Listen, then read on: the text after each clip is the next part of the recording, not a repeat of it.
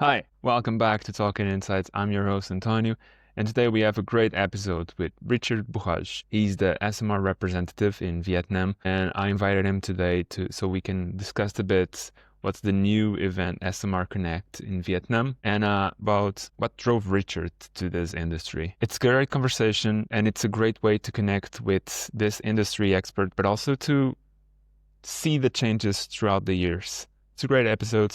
Stick around.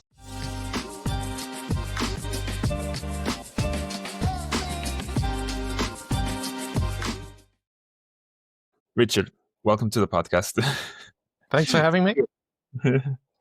I wanted to talk with you more about like your career or background, but also about the events that you're doing in Vietnam for the ESOMAR Renewal Tour. But firstly, I wanted to ask a bit more about like your professional background and specifically what drew you to the market research and the insights industry. Why this whole thing? Okay. Yeah, there's a big backstory to that. I think when I got into it, I didn't realize that it was actually an underlying desire. It was many, many years later. So I started my career in 94, maybe earlier, 94, I think, maybe 93. And it wasn't until about 20 years earlier that I found a diary that I'd been writing post-university whilst traveling primarily around this region. At the back of this diary, I had a list of jobs I could do. So I'd clearly been lying on a beach somewhere thinking about it. Number one was journalist. Number two was boutique research agency. So it was clearly a desire that was in my subconscious, if not my very conscious at the time that I took the career. But I started in Hong Kong, and I got to travel all around the region, doing what I did there, which was a fabulous experience. And I felt that I knew the surface of all the markets I was visiting, from Japan to Taiwan to China to down to Indonesia and Thailand and so on. But I didn't really know anything in depth. So I decided after, I think, 4 years in Hong Kong to move to Vietnam. Hence why I'm here. Hence why we're organizing the event in Saigon. That's great. So basically, you have one of the most experienced persons to work in market research in the Asia markets, right? I mean, you have so many. I'm old. I don't know if I'm the oldest. I think there are a few people ahead of me. I'd like to think that, yeah. The embarrassing thing that often happens here, I'll be at a networking event, and also you get a lot of younger people there, and they'll say, "Oh, how long have you been in the country?" And you look at them and you sort of say, "I hate to say this, but probably longer than you, i.e. before you were born." Makes you feel very old. Or if you don't say that, they'll say longer than me, and that really is quite devastating news to hear. So No, I can imagine. Yeah. yeah.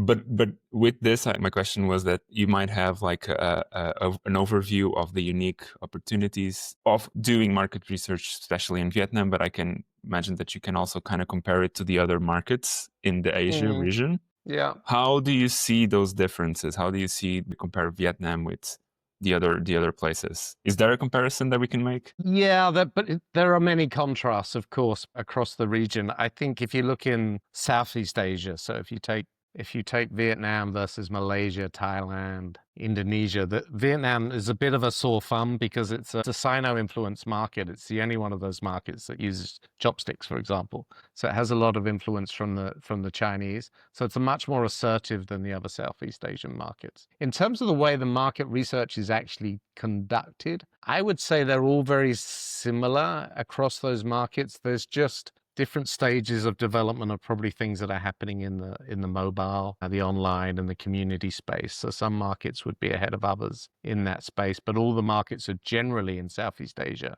Outside of Singapore, they're very much behind North Asia. So they're behind Japan and Korea particularly, and parts of China, sort of the eastern seaboard of China. And a lot of that's to do with the pace of development, the speed of development, how conservative a research buyer is.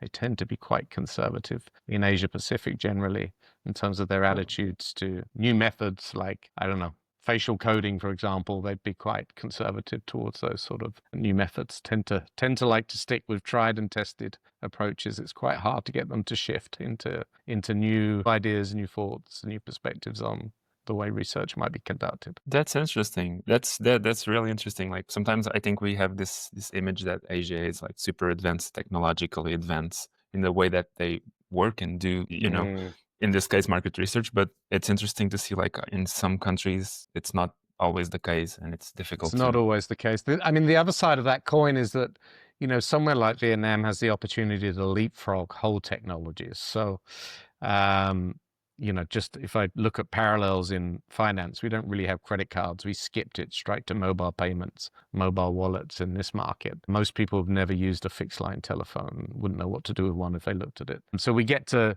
leapfrog a lot of technologies because by the time we've sort of joined a developmental race, if it is a race, technology's moved on. Some of these markets aren't stuck with the legacy processes and technologies that perhaps European or North American markets might be stuck with. And is the culture or like the cultural context does it have a big role specifically in like consumer insights or in the market research in Vietnam in specific? Yeah, for sure. I think, you always have to step back and take a helicopter view of many things that we look at in all aspects of life and business and strategy and so forth.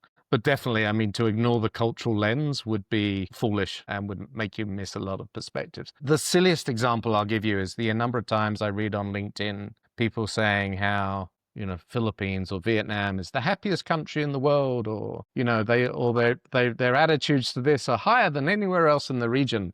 Coming from research companies, and it's like, surely these global companies realize that the way people respond to scales in some markets is different than others. If somebody's looking at testing a concept and they're from Germany and they see the scores coming out of Vietnam, they're going to go, wow, this product's amazing. But actually, if you benchmark it against all products tested in Vietnam, it may not be very amazing at all. People tend to be quite polite and pleasing in the way they respond to market research interviews, whatever the methodology. But yeah, if you look at people's consumption and usage of any product, if you ignore the cultural lens, then you're going to make a lot of mistakes and have quite a much longer journey in learning what's going to work for you and what's not. So yeah, it's interesting. For another silly example was we used to have refrigerators that would have egg holders and buttercup holders in the doors, right?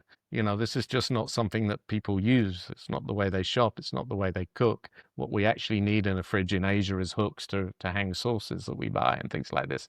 Just common sense if you live here. But of course, if you're coming in from another market, it's not so much common sense. Without a cultural observation, is very powerful. And without the cultural lens of semiotics and observation, ethnography, you can miss so much. It's very interesting. Yeah, it's like you have to do your homework before you start doing any of those projects, Yeah. And that kind of leads me to the talent. I was going to ask, like, what's the role of the market researcher, especially in Vietnam? How are the young professionals? Do you have a sense of like, is it becoming easier to become a researcher? Is it difficult? How do you see that? I think, for those of us that operate in this market, we're very lucky because, again, the Vietnamese personality and ambition is quite assertive. Not aggressive, but assertive. It's going back in time, looking for a SPSS syntax manual. It's like, where's the syntax manual gone? Sorry, I took it home from a young employee to study it. It's like, who does that? Really? You poor child. So, very ambitious, very talented, very hardworking. So super lucky to operate here. I think getting into the industry is probably not so difficult. I think it's a lot harder than, say, working in communications, marketing.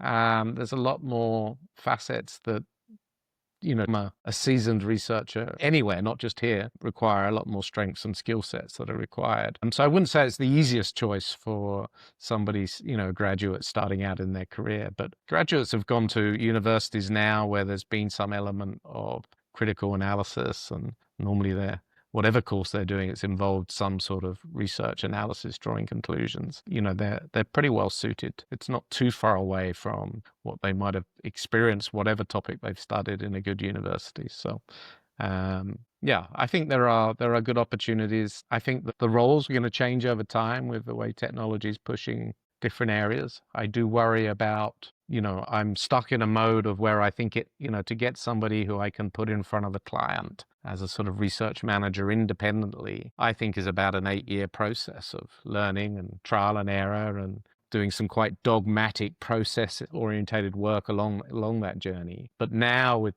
some of the tools augmented with AI, then some of that learning may no longer be necessary. And so I do wonder how we're going to train people up to have that sort of all-rounded view of when they're looking at an operational process and collecting the data, or looking at data that they're actually trying to interpret and present. There's a lot of shortcuts with AI augmenting the work that might make the way we train researchers has to change. I'm not sure what the right model is. So I'm looking for it. If anyone listening has the answer, I'm looking for the model. I think everyone's kind of is all around the world. Yeah.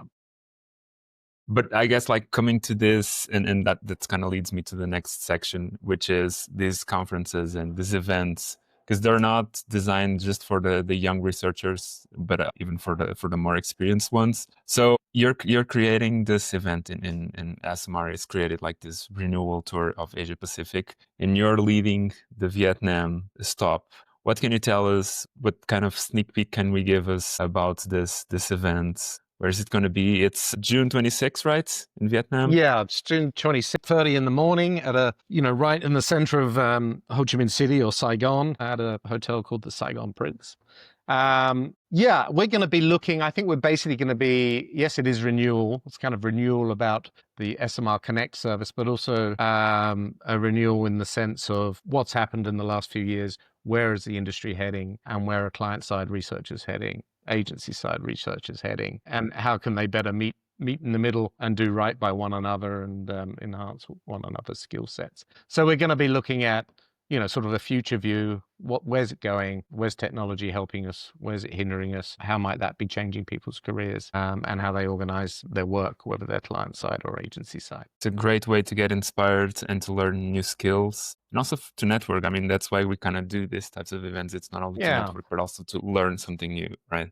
Absolutely. And just to see what other people are doing. And, normally people in an SMR format are quite good at sharing what's worked and the pitfalls around what hasn't worked. And often those pitfalls can be some of the best learning. So hopefully it will give some momentum to everybody in the audience as to which direction they should be heading in, which skills they need to be developing, and which tools they might want to be looking at. And hopefully someone in the crowd might have an answer for your question, how to train the researchers. I hope so. In less than 8 years. Hopefully we can have that.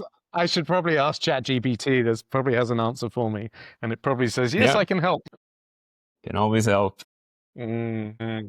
I have one final question for you, coming back to the young researchers, but not always. But if you had an advice for the young researchers coming out of the university, what would that advice be? Yeah, I think what I've learned over the years it's not necessarily the smartest person in the room that wins through with their careers. It's the ones who have real two assets that are really strong. One is being proactive and not reactive. So sort of thinking ahead and being very proactive, not always asking for permission, sometimes apologizing once they've done something, which is fine by me. And the other one is curiosity, just willing to open doors and run down rabbit holes just to see what might happen if we tried something different.